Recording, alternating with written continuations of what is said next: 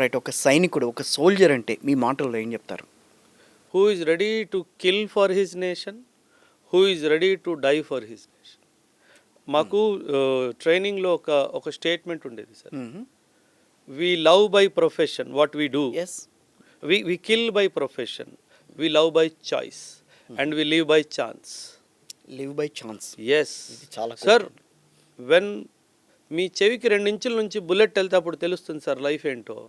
అంటే నేను ఈ న్యూస్ చూస్తూ ఉంటాను కదా, పిల్లలు లవ్ అఫేర్ ఫెయిల్ అయిపోయిందని చెప్పి ఆత్మహత్య చేసుకోవడము, జిహాదీ. లేదా ఎగ్జామ్లో ఫెయిల్ అయిపోయిందని చెప్పి ఆత్మహత్య చేసుకోవడము. అంటే లైఫ్ ఎంత ఇంపార్టెంటో వీళ్ళకి తెలియట్లేదు సార్. రైట్. అంటే ఆ పరిస్థితిలో నేను ఉన్నాను ఎన్నోసార్లు. కాబట్టి కొన్నిసార్లు దేవుడికి ప్రార్థన చేస్తున్నప్పుడు ఏం చేసేవాళ్ళని తెలుసా సార్? దేవుడా, I want to see tomorrow sunrise. అంతే కదా. అంటే ఒక్కొక్కసారి ఎలా చిక్కుకుంటామంటే సార్, అంబుష్లో కానీ కౌంటర్ ఫైరింగ్లో కానీ అందులోంచి బయటికి వస్తామో రామో తెలియదు సార్. అప్పుడు దేవుడికి ప్రార్థన ఒకటే, రేపు సూర్యోదయం నేను చూడాలి, నన్ను బతికించు. అలాంటి సిచ్యువేషన్ మీ లైఫ్లో ఎక్కడ జరిగింది? చాలాసార్లు సార్. ఇన్ఫాక్ట్ నార్త్ ఈస్ట్లో నేను చాలా సర్వ్ చేశాను సార్.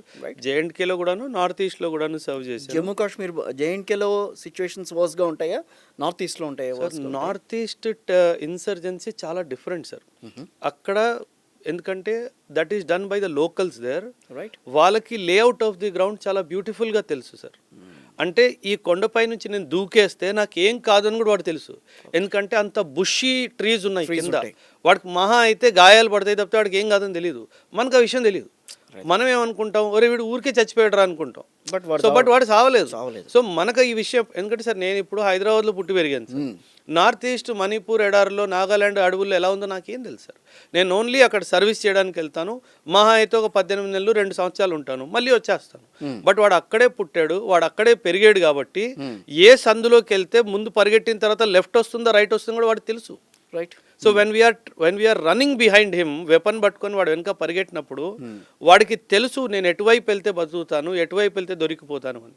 సో ఆ క్లారిటీ వాడికి ఉంది. కానీ జేఎన్కే టెర్రరిజం ఏంటంటే పాకిస్తాన్ నుంచి వస్తారు కాబట్టి వాళ్ళకి టెర్రరిజం గురించి కూడా పెద్ద తెలియదు. సో ఇక్కడ పట్టుకోవడం చాలా ఈజీ, ఇక్కడ పట్టుకోవడం or killing is very easy. ఇక్కడ killing is very difficult sir. ఎందుకంటే the tribals of the north east are born to fight. Right. వాళ్ళ బ్లడ్ లోనే ఫైట్ చేయడం వస్తుంది. బికాస్ దే ఆర్ నాగాలాండ్లో ట్రైబ్స్ ఉన్నాయి సార్, హెడ్ హంటర్స్. వాళ్ళ ఇంటి బయట తలకాయలు ఏలాడదీసి ఉంటారు. So they are born to fight sir. వాడికి భయం అంటూ లేదు సార్. సో అలాంటి వ్యక్తి, మంచి నేచర్ తెలిసిన వ్యక్తి, వాళ్ళ భూమి తెలిసిన వ్యక్తి, ఆయుధం నడపడం తెలిసిన వ్యక్తి, వాడిని కొట్టడం చాలా కష్టం sir. And he's fighting for a cause. అందుకనేనా నాగాలాండ్ రెజిమ్ అని చెప్పి వేరేగా మనకు ఒక రెజిమ్ ఉంటుంది? ఎస్, రెజిమెంట్ ఉంటుంది. రెజిమెంట్ అంటే so please understand, the Nagas, the Kumaonis, they are born to fight sir. They are, మన నార్త్ లో కుమౌనీస్ ఉంటారు కదా, వాళ్ళు, the Nagas, the Gorkhas are meant to fight sir. So అంటే కొన్ని genes they are born to fight sir. మనం వరల్డ్ విశ్వవ్యాప్తంగా చూసుకుంటే Afghan soldier is born to fight sir. Japanese samurais are born to fight. The Gorkhas are born to fight. The Nagas are born to fight. The Sikh regiments are born to fight. వీళ్ళకి ఫైటింగ్తో kick వస్తుంది sir.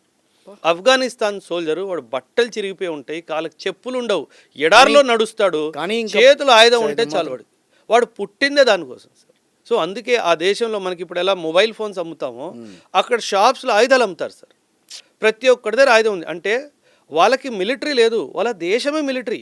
Right. So వాళ్ళు ఎవ్వరికి భయపడరు sir. So these people are born to fight. కానీ పాకిస్తాన్ అట్లా కాదు sir. పాకిస్తాన్కి ఇలాంటి చరిత్ర లేదు సార్. నంబర్ 1 ఆర్మీ అంటారు, యూజ్లెస్ నంబర్ 1లో డెఫినెట్లీ నంబర్ 1 సార్. ఎందుకంటే ఏ యుద్ధం గెలవాలా, ఇప్పటికొచ్చి పాకిస్తాన్ యుద్ధం గెలిచింది అని చరిత్రలో లేదు. 1945 తర్వాత అమెరికా యుద్ధాన్ని గెలిచింది అని చరిత్రలోనే లేదు. రైట్. సో అదే విధంగా పాకిస్తాన్ ఏ యుద్ధం మన మీద గెలవలేదా? ఏ యుద్ధం గెలిచింది? ఏ యుద్ధం సార్? 1945 తర్వాత ఒక యుద్ధం అమెరికా గెలిచిందని చెప్పండి సార్. ఇరాన్ ఎలా ఒక్క దేశం సార్. అమెరికా ఎంత పెద్ద దేశం సార్.